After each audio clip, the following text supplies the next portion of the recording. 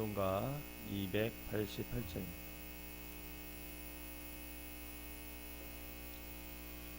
예수를 나의 구주 삼고 성령과 피로써 거듭나니 이 세상에서 내 영혼이 하늘의 영광 누리도다. 이것이 나의 간증이요 이것이 나의 찬송일세. 나 사는 동안 끊임없이 구주를 찬송하리로다. 온전히 주께 맡긴 내 영 사랑의 음성을 듣는 중에 천사들 왕래하는 것과 하늘의 영광 보리로다.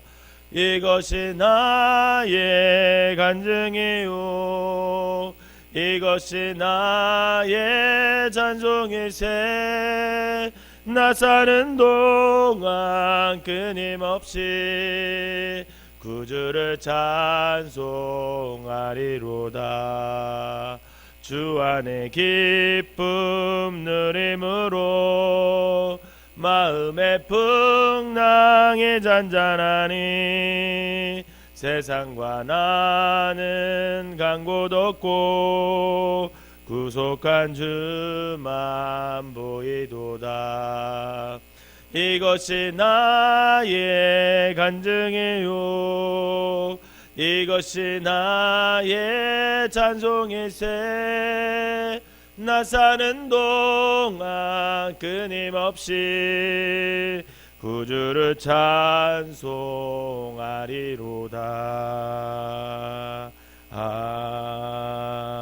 아멘. 사도신경으로 신앙 고백 드리도록 하겠습니다. 전능하사 전지를 만드신 하나님 아버지를 내가 믿사오며 그 외아들 우리 주 예수 그리스도를 믿사오니 이는 성령으로 잉태하사 동정녀 마리아에게 나시고 본디오 빌라도에게 고난을 받으사 십자가에 못 박혀 죽으시고 장사한 지 사흘 만에 죽은 자 가운데서 다시 살아나시며 하늘에 오르사 전능하신 하나님 우편에 앉아 계시다가 저리로서 산 자와 죽은 자를 심판하러 오시리라. 성령을 믿사오며 거룩한 공예와 성도가 소리교통하는 것과 죄를 사하여 주시는 것과 몸이 다시 사는 것과 영원히 사는 것을 믿사옵나이다. 아멘.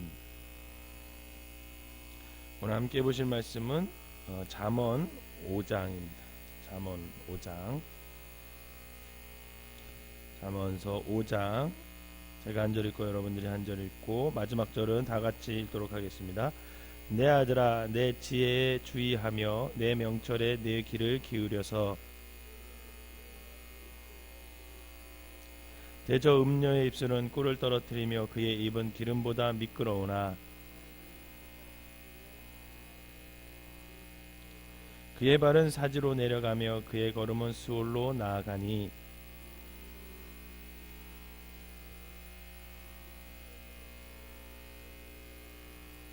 그런즉 아들들아 나에게 들으며 내 입의 말을 버리지 말고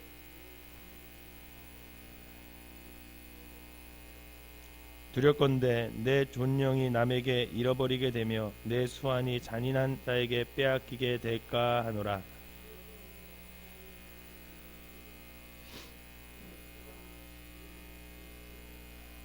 두렵건대 마지막에 이르러 내 몸 내 육체가 쇠약할 때에 내가 한탄하여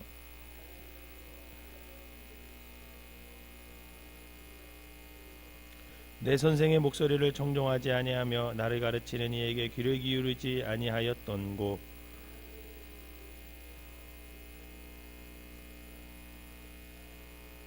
너는 내 우물에서 물을 마시며 내 샘에서 흐르는 물을 마시라.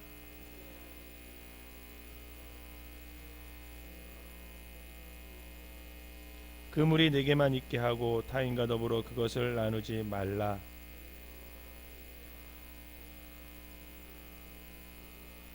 그는 사랑스러운 암사슴 같고 아름다운 암노루 같으니 너는 그의 품을 항상 족하게 여기며 그의 사랑을 항상 연모하라.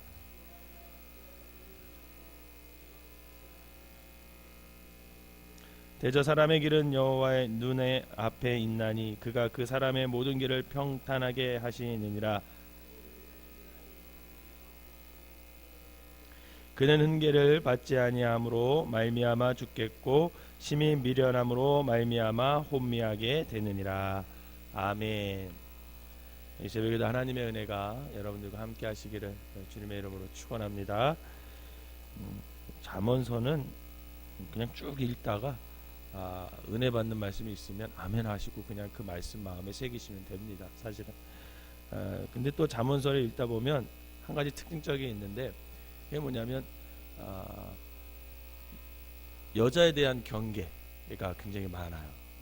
참 아이러니한 거죠. 솔로몬이 그런 말을 한다는 것 자체가 아마 본인이 일평생 그렇게 살았던 것이 아마 마음속에 너무나 후회가 많이 남아서 그런지 이방 여자에 대한 경계 그리고 아내 외에 다른 관계를 맺은 것에 대한 그런 경계, 그런 거에 대해서 굉장히 많이 잠언서에 나오기도 합니다. 오늘 본문을 제가 이렇게 묵상하다 보니까 한 소설이 생각났어요. 카르멘이라는 소설이 있어요. 여러분 카르멘이라는 소설 아세요? 프랑스의 작가 메리메가 소설로 쓴 건데 굉장히 유명하죠. 오페라로도 공연이 많이 되는 그런 내용이죠. 그 내용이 간단하게 말씀드리면 이런 거예요. 에스파냐 이제 세비야를 배경으로 하거든요. 그게. 근데 이제 아주 굉장히 정열적이죠. 집시예요, 집시. 유럽에 가면 여자들 집시 여자들 많잖아요. 그 집시 여인이 카르멘이라는 여자예요. 카르멘이라는 여자가 있는데 아주 순진하고 아주 고지식한 군인이 하나 또 나와요. 주인공 돈 호세라는 군인이 나오죠. 그 둘의 사랑 이야기가 그 책의 내용이에요. 그 소설의 내용인데 이 돈 호세는 이 카르멘이라는 이 집시 여인을 향한 사랑이 굉장히 지고지순해요. 뭐 다 줘요. 뭐 근데 그래서 결국은 이제 자기가 군인이잖아요. 근데 그 부대에서도 이탈해요. 이 여자에 대한 사랑 때문에. 그리고 상관도 죽여요. 나중에는 이제 상관도 죽이기까지 하면서 이 카르멘이라는 여자에게 자기의 모든 것을 다 주어요. 근데 다 주는데 이 여자가 그것을 어떻게 해요? 배신을 하죠. 받을 건 다 받고 배신을 해요. 그래서 이 카르멘은 또 다른 눈을 돌려요. 다른 남자한테. 그게 누구냐면 투우사 에스카말리오라는 사람한테 눈을 돌려서 또 그 여자의 사랑을 그 남자한테 다 줘요. 빼앗겨요. 이 도노세가 카르멘이라는 여자에 대한 사랑을 다 빼앗겨요. 결국 이 도노세는 카르멘을 찾아가서 계속 타일러요. 야, 우리 같이 우리의 사랑이 여기서 끝나면 되겠냐? 우리 같이 미국으로 건너가서 새로운 생활을 시작하면 된다. 같이 가자. 이렇게 막 설득을 하지만 결국은 마음이 떠난 카르멘은 쉽게 응하지 않죠. 우리도 한번 여자 마음 떠나면 돌리기 어렵잖아요. 그런 것처럼 카르멘이 응하지 않자 결국 어떻게 되냐면 그녀를 찔러 죽여요. 그녀를 찔러 죽이고 자기도 자살하고 그런 내용이 이제 그 소설의 내용입니다. 비극으로 끝나는 소설이죠. 근데 이 이야기가 많은 사람들에게 읽혀지고 심지어는 오페라까지로 만들어지면서 사람들에게 알려지고 사랑받는 이유는 이 카르멘이 단지 소설 속에나 어떤 오페라 속의 인물이 아니라는 거죠. 실은 우리의 일상에서 흔히 일어날 수 있는 사건 사고들, 사랑 이야기, 세상 사랑 이야기, 남녀 간의 사랑 이야기, 그러면서 그것이 비극으로 끝나는 그런 삶의 이야기이기 때문에 끊임없이 사람들에게 회자되는 것 같습니다. 오늘 본문 시편은 읽으면서 어쩌면 우리가 도노세일 수 있겠다 이런 생각이 제가 들었어요. 도노세는 군인이죠. 그 소설에서 이 군인이라는 것은 자신의 몸과 마음을 모두 나라를 지키는 데 사용해야 되는 게 군인이에요. 그리고 전장에서는 어떤 명령이 주어져도 그것을 잘 감당해야 해야 되고 그것을 위해서 늘 훈련해야 할 사람이 군인입니다.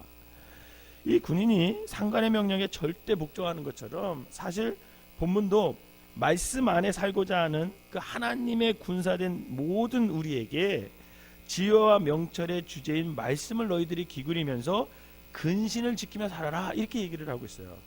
1절과 2절을 다시 한번 읽어볼까요? 오늘 본문 1절과 2절 시작. 내 아들아 내 지혜에 주의하며 내 명철에 내 귀를 기울여서 근신을 지키며 내 입술로 지식을 지키도록 하라. 아멘. 그러나 이 돈 호세라는 이 군인이 카르멜이라는 그 집시 여인에게 유혹이 된 것처럼 우리에게도 분명히 음녀가 유혹을 한다라는 거예요. 음녀에 대한 묘사는 본문에 아주 재밌게 표현을 했습니다. 이렇게 표현을 했어요. 3절과 4절 한번 읽어볼까요? 시작. 대저 음녀의 입술은 꿀을 떨어뜨리며 그의 입은 기름보다 미끄러우나 나중은 쓱같이 쓰고 두 날가진 칼같이 날카로우며. 아멘. 여러분, 우리말 쑥이라고 번역이 되어 있죠, 여기서. 근데 그 단어는 라에나라는 히브리어인데, 이것은 우리가 흔히 생각하는 쑥이 아니에요. 이 나라에 보면 쑥이 아니라 맛이 굉장히 써요. 그리고 염분이 좀 있어요. 그러니까 쓰고 짜겠죠. 그 어떤 그런 쑥을 짜고 있는 그런 흰색의 어떤 식물의 독초가 를 뜻해요. 성경 속에서 쑥은요, 어떤 슬픔을 상징하고 비통함을 상징하죠. 그래서 신명기와 예레미야, 아모스에 그 쑥에 대한 단어가, 이 똑같은 단어가 많이 나오는데, 왜냐하면 포로 생활할 때 그 이스라엘 백성들이 겪어야 할 그 상황을 쑥, 그런 데다 표현을 많이 했습니다. 우리말로 또 여기서 보면 칼로 번역된 케레브라는 것은 파멸을 뜻해요. 파멸. 즉 음료의 유혹은 꿀과 기름처럼 처음엔 굉장히 관능적이고 눈에 보기도 좋고 그렇지만 쾌락적이고 즐거움이라고 생각하지만, 실은 이 독초로서 불리는 결국은 죽음을 갖고 오고 파멸을 갖고 온다라는 얘기를 하는 겁니다. 그런데 여러분, 어떤 사람이 죽음과 파멸이 보이면 그 길을 누가 가겠어요? 그죠? 안 보이죠. 안 보이니까 그 길을 가는 거잖아요. 남자들이 바람 피우잖아요. 뭐 남자들만 피우는 건 아니겠죠. 여자들도 피우겠죠. 그렇지만 바람 피울 때 어떻게 생각해요? 대부분 뭐라고 생각하는지 아세요? 사랑이라고 생각해요. 이것도 사랑이라고 생각해요. 그러면서 헛된 길로 가거든요. 그게 왜 그래요? 그게 끝이 안 보이니까 그래요. 끝이 파멸이고 끝이 굉장히 안 좋다라는 게 안 보이고 그 순간만 보이는 거죠. 그 순간만. 그런데 결국은 당장 눈에 보이는 것은 꿀과 기름 같다라는 거야. 꿀과 기름. 근데 결국에는 죽음과 파멸이 결론이라는 것을 너희들 기억해라. 이게 오늘 말씀의 핵심이죠. 사사기는요, 사사기를 읽다 보면 이 음료와 함께하는 음란을 영적으로 해석해요. 그것은 뭐냐면 하나님을 떠나서 우상숭배에 빠져 있는 것. 그것을 뭐냐고 하냐면 음료와 빠졌다, 이렇게 얘기를 합니다.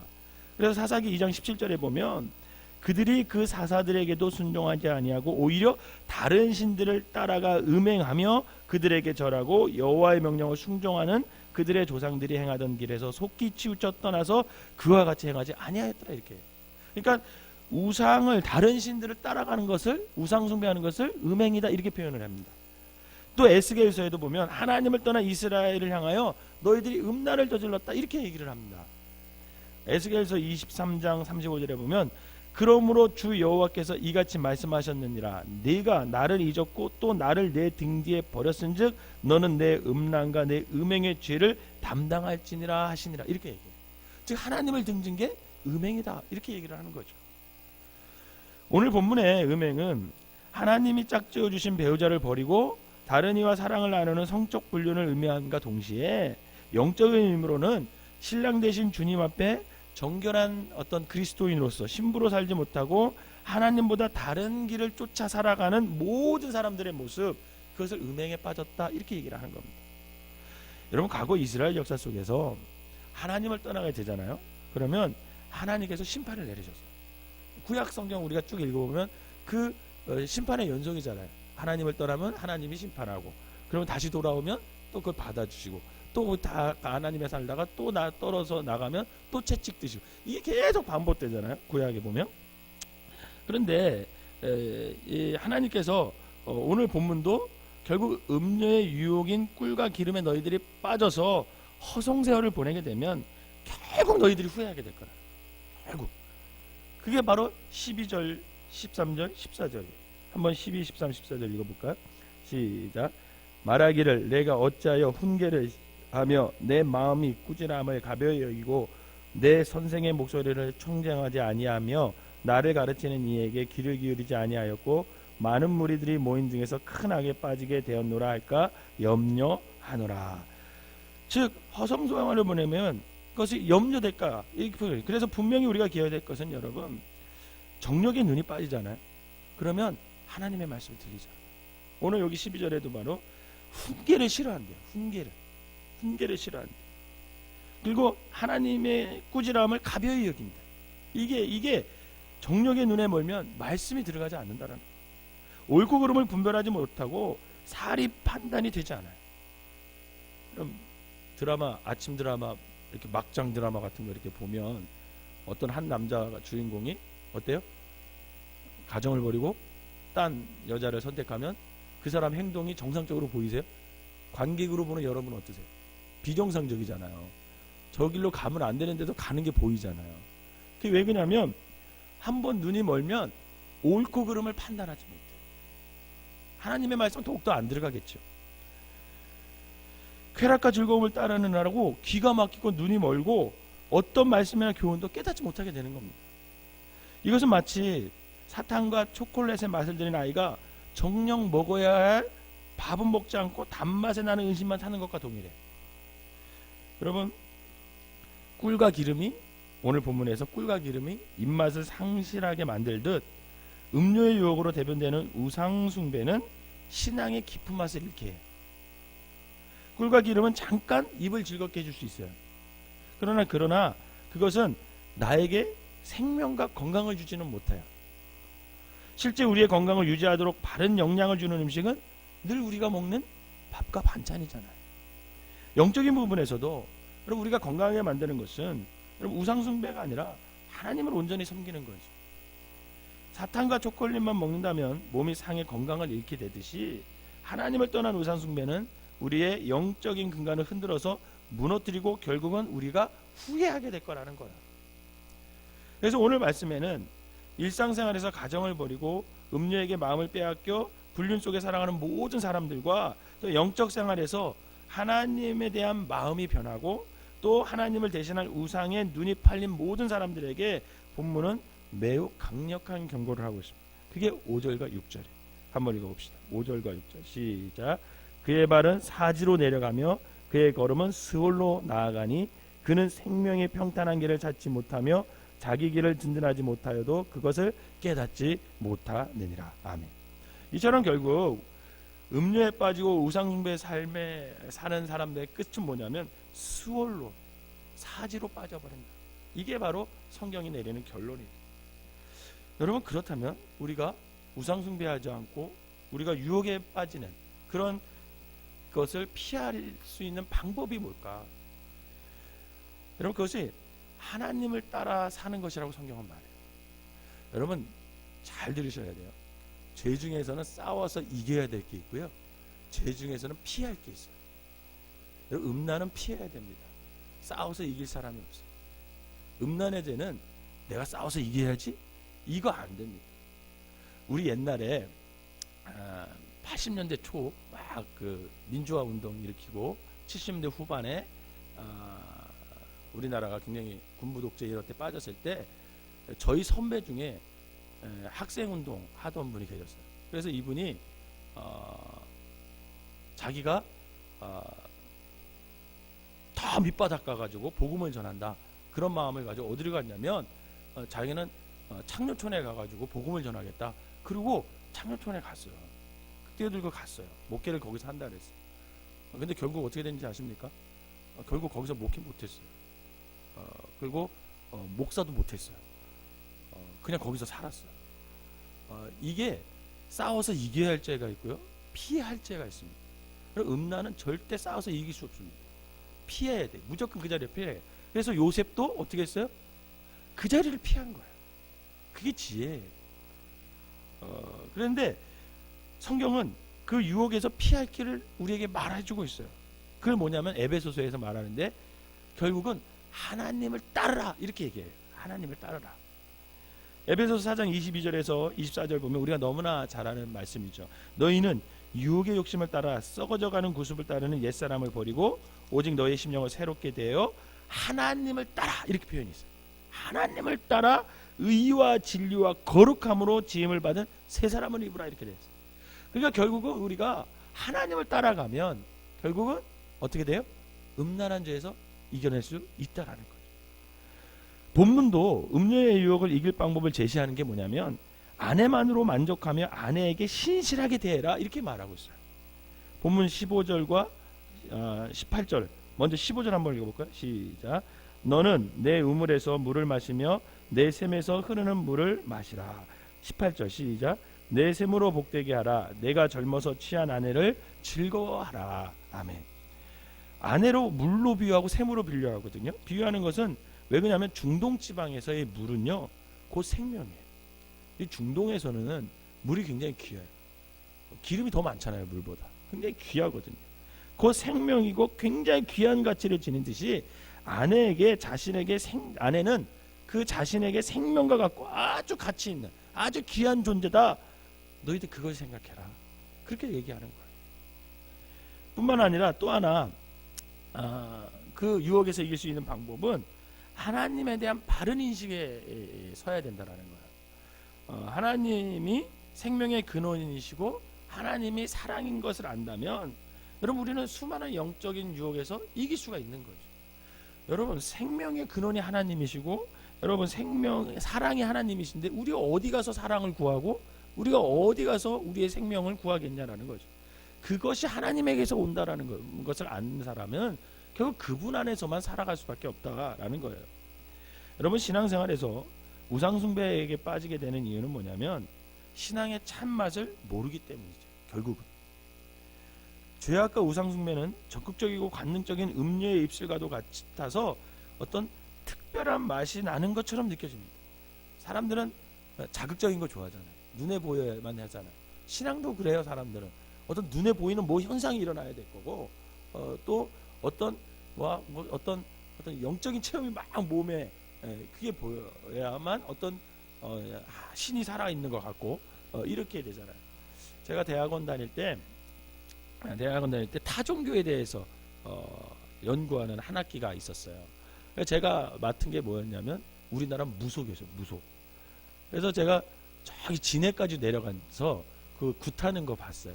굿하는 거 봤는데 여러분 점집에 가면 깃발 달려 있죠. 깃발. 근데 깃발 또 그 유심히 보신 분들은 그 깃발 대나무에 큰 대나무에 이렇게 빨간 깃발 하얀 깃발 이렇게 달려 있잖아요. 그거 안 보셨어요? 나만 봤나? 제가 인천에서 주안에서 목회할 때 주안에는 점집이 굉장히 많아요. 심지어는 우리 교회 옆에도 점집이었으니까. 근데 그 대나무에 빨갛고 이렇게 하얗고 이런 깃발이 달려 있거든요. 근데 유심히 보면 그 대나무 꼭대기에 무슨 깃털 같은 크게 세우는 것들이 있어요. 또 하나 이렇게 꼽아놨어요. 그거 꼽아있는 데는 좀 신기가 있는 사람이에요. 그게 뭐냐면 신기가 막 이렇게 내릴 때 광목으로 이렇게 사람을 그 대나무 같은데 묶어놔요. 그래서 물건을 하나 이렇게 숨겨놓거든요.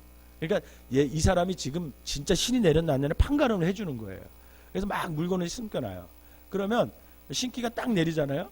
그러면 그 이렇게 허리에다가 이렇게 묶어놓은 광목을 막 풀어가지고 그 신기 내는 사람이 그 물건을 숨겨놓은 걸 진짜 찾아요. 그 귀신이 가르쳐줘서 그래요. 그걸 구경하려고 수많은 사람이 와요. 그 진해 그 굿할 때 보면 저도 거기 가서 봤는데 우리 팀이 가니까 굿을 잘 못하더라고요. 그러면서 좀 우리가 처음에 갈 때 구했거든요. 우리가 이것 때문에 감리교 신학대학교에서 왔는데 우리가 이거 수업 중간에 이거 조사해서 발표해야 되니까 여기 와도 되냐고 오라 그러더라고요. 대신 멀리 떨어져 있으라 그러더라고요. 그래서 여러분들 이렇게 점집에 갈 때 깃털 같은 데 있으면 신기가 좀 있는 사람이라고 보면 돼요. 가도 그런 데 가셔야 돼요. 가라는 말이 아니에요. 그래서 사람들은 왜 그런 데를 찾아다니냐면 자꾸 눈으로 보여지거든. 그리고 뭔가를 이렇게 자극적이고 그래야 신이 살아있는 것 같고 막 이러거든요. 근데 우리 하나님은 어떠세요? 여러분들 새벽기도 이렇게 매일 나오셔서 기도하는데 막 응답이 막 오십니까? 어떤 현상이 막 나타나십니까? 그렇지 않잖아요. 그러니까 사람들은 어떻게 해요? 자꾸만 자극적인 거 쫓아다니고 눈에 보이려고 하는 거, 막 손에 잡히려고 하는 거, 그런 걸 따라다니는 거죠. 특별한 어떤 맛이 나는 것처럼 생각을 한다라는 거죠. 그래서 사람들은요, 신앙을 따라하기보다는 어떤 그런 우상숭배하는 그 유혹에 빠지게 된다는 거죠. 그러나 하나님에 대한 우리가 바른 인식, 하나님이 생명의 근원이고 하나님이 온전한 사랑이다, 이것을 안다면 여러분 아무리 눈에 보여도 갈 리가 없는 거죠. 저는 여러분들이 그 하나님만 바라보며 나아가시기를 주님의 이름으로 부탁드립니다. 거기에 생명이 있고 여러분 거기에 사랑이 있다라는 거예요. 그렇다면 사람들이 그러면 왜 신앙의 맛을 잃을까? 여러분 원래 신앙이라는 게 맛이 없을까요? 여러분 있잖아요. 여러분들도 체험했잖아요. 처음에 신앙에 처음 성령 체험했을 때 여러분 그 기쁨과 그 마음의 평안과 그 감사가 이루 말할 수 없잖아요.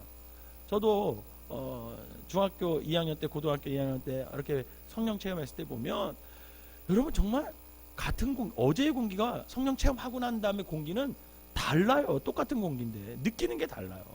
하늘의 별이요, 어제 봤던 별과 내가 영적인 체험을 하고 보는 별은요 다르다니까요. 그 모든 것이 다 나를 위해 있는 것 같아요. 감사가 넘치잖아요. 기쁨이 넘쳐요. 근데 어떻게 돼요? 세월이 자꾸만 흐르고 어떤 구원의 감격이 일상화되어 버리면 더 이상 기쁨이 아닌 뭐가 돼요? 평범함이 되어버려요. 그냥 평범함이. 그렇게 되면 하나님의 품 안에서 만족을 느끼지 못하고 맛을 모르고 다른 즐거움을 찾게 되는 일이 많이 일어나는 거죠. 그것이 곧 결국 우상숭배의 길로 빠지는 첫 출발이 될 수도 있습니다. 여러분 많은 그리스도인들 중에 신앙의 첫 시작은 참으로 충만했어요. 그러나 지금은 하나님이 어디 계시는지 보이지도 않는 어떤 어둠에 빠져서 사는 사람들이 많이 있다는 거죠. 그러므로 우리가 회복해야 할 것이 뭐냐면 바로 하나님을 향한 첫사랑, 그것을 회복하시기를 주님의 이름으로 부탁을 드립니다. 여러분 아내를 늘 아름답게만 보려고 해보세요. 그럼 다른 여자가 안 보이는 거죠. 그래서 오늘 본문 19절에는 이렇게 얘기를 하고 있어요. 19절 한번 읽어보세요. 시작. 그는 사랑스러운 암사슴 같고 아름다운 암노루 같으니 너는 그의 품을 항상 족하게 여기며 그의 사랑을 항상 연모하라. 여기서 가장 중요한 게 뭐예요? 항상. 두 번이나 나오죠. 여기 보면 항상 만족하게 느끼라는 거예요. 그리고 항상 사랑을 연모하라는 거예요. 연모. 여러분 사랑은요 늘 묵상하고 감사하지 않으면 그 의미가 퇴색이 되게 돼 있어요. 세상의 모든 사랑이 그러하고 하나님의 사랑도 그러한 겁니다. 당연한 것을 당연하게 받아들이지 않을 때 모든 것은 감사하게 되는 거예요. 누가 생각하면 이렇게 여러분 숨 쉴 때 생각하고 쉬세요? 아니죠. 그냥 쉬죠. 그냥 저절로 쉬어지잖아요. 어떨 때는 늘 먹던 집밥도 지겹다고 생각하시잖아요. 그런데 오래 집을 떠나봐요. 그것처럼 그리운 게 없어요. 그것처럼 가장 먼저 생각나는 것이 그냥 평범하게 먹던 밥. 하는 여러분, 내 인생의 모든 것은요 분명히 반드시 평가받을 때가 찾아온다는 것을 믿으시기 바랍니다. 우리가 사랑했던 것도, 내 생각을 가득 메운 것도, 그리고 신앙도 반드시 평가받을 때가 온다라는 것을 알아야 돼요. 지혜로운 사람은 그것을 준비하며 삽니다. 오늘 보면 21절에 이렇게 나와요. 21절 한번 읽어보세요. 시작. 대저 사람의 길은 여호와의 눈앞에 있나니 그가 그 사람의 모든 길을 평탄하게 하시느니라, 이렇게 돼 있거든요. 근데 대저 사람의 길은 여호와의 눈앞에 있나니 그가 그 사람의 모든 길을 평탄하게 하시니라. 우리의 모든 인생과 삶의 행정이 모두 살아계신 하나님 앞에 여실히 드러난다라는 얘기죠. 우리의 인생이 여호와 눈앞에 있다고 하니까.